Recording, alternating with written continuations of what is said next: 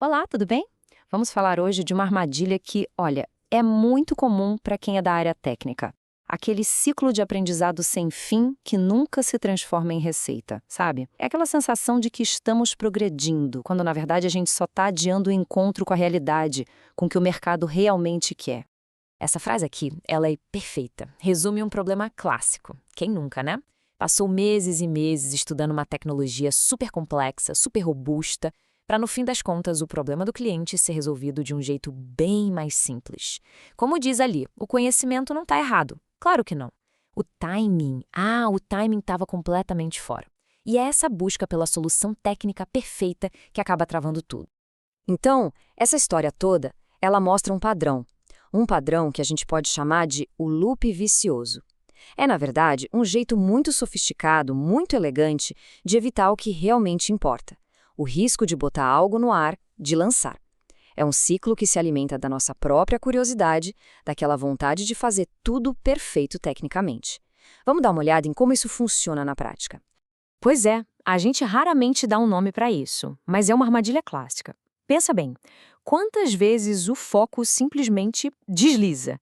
A gente começa querendo resolver o problema do cliente e, quando vê, está focado na beleza da tecnologia. A gente se apaixona pela ferramenta, sabe?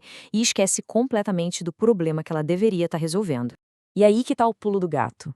Aprender é bom demais. Nosso cérebro libera aquela dopamina, sabe? Dá uma sensação de progresso, de que estamos avançando. Só tem um problema. O mercado não tá nem aí para essa nossa sensação. O mercado paga por uma coisa só. Problema resolvido. Valor entregue. Ponto final.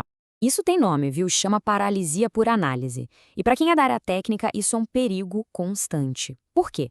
Porque o universo de conteúdo é infinito. É o tempo todo um framework novo, um curso imperdível, uma palestra revolucionária, e a gente fica ali preso nesse ciclo de estudo sem fim.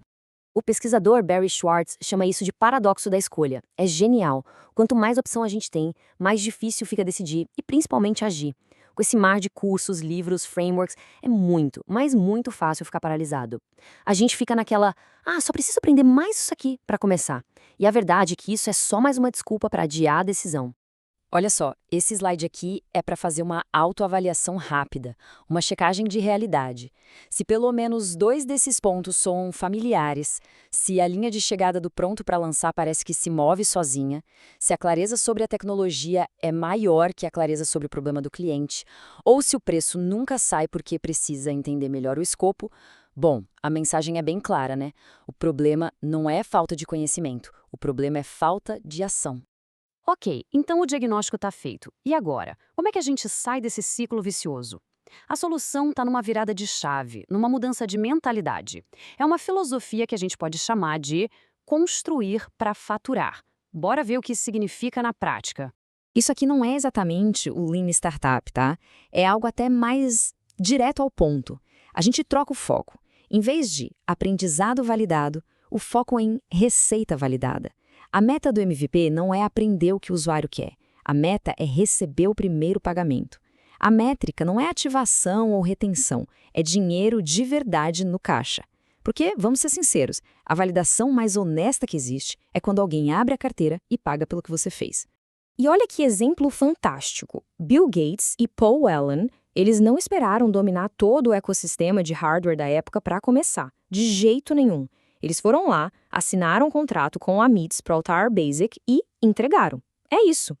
A entrega força o aprendizado na marra, na prática e o mais importante, ela paga as contas e financia o próximo passo.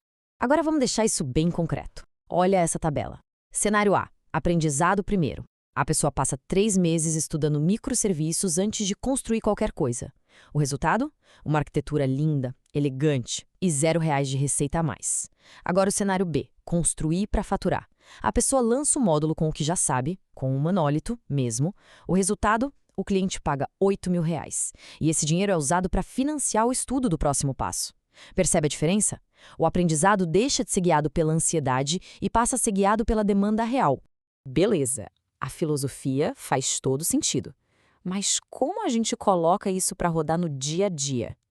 É aí que entra o ciclo de ação. É um framework bem prático para tirar o construir para faturar do papel e botar em movimento. E o ciclo é esse aqui. É basicamente uma adaptação do famoso construir, medir, aprender para a vida real de quem está começando, onde o caixa manda em tudo. A grande sacada é a inversão da ordem. Primeiro, a gente entrega a menor coisa possível que gere receita. Segundo, a gente fatura. Terceiro, com esse dinheiro e esse respiro, a gente estuda o que vem a seguir. E quarto, repete o ciclo, aplicando o que aprendeu na próxima entrega. Tá, mas e na prática, como dosar isso? Uma regra muito boa é a dos 20%. Tenta limitar o tempo de estudo a, no máximo, 20% da semana de trabalho. Por que isso é importante? Porque força o foco. Cria um senso de urgência para aprender o que realmente importa e aplicar logo. E tem mais um detalhe, que é crucial. Esse estudo não é livre. Ele tem que ser totalmente focado em algo relacionado à próxima entrega. Ou então a um problema que um cliente está enfrentando agora. Essa restrição é o que conecta diretamente o conhecimento com a aplicação, com o dinheiro. Essa frase do Warren Buffett é uma luva para essa conversa. Pensa no conhecimento técnico como se fosse capital, como se fosse dinheiro. Ele não rende nada se não for alocado, se não for investido em alguma coisa.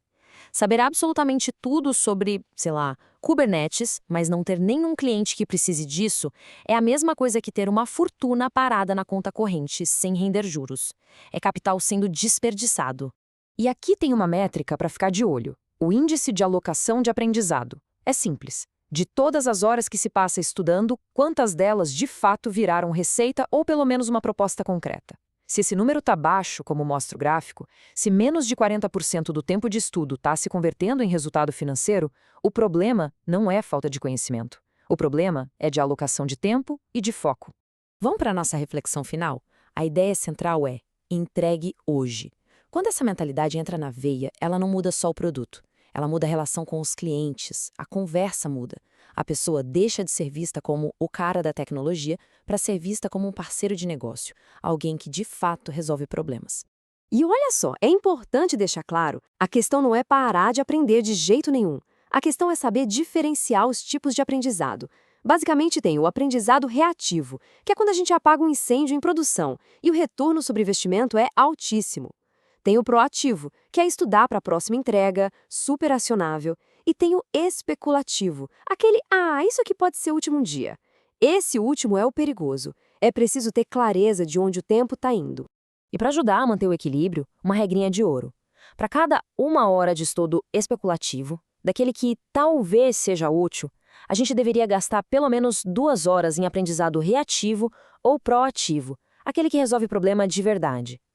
Essa proporção de 1:2 ajuda a manter os pés no chão, a manter o esforço ancorado na realidade do negócio. Essa frase aqui é para emoldurar. Aprender sem entregar não é uma virtude, é procrastinação com vocabulário técnico. É forte, né? Mas é a pura verdade. No fundo, quando a gente estuda sem um prazo de entrega, o que a gente está fazendo é se escondendo do feedback do mercado. E o feedback do mercado é a única coisa que valida de verdade o nosso trabalho. Então, para realmente sair desse loop, a gente precisa mudar a pergunta que a gente se faz todo dia. A pergunta errada, a pergunta que mantém a gente preso, é sempre: o que é que eu ainda preciso aprender?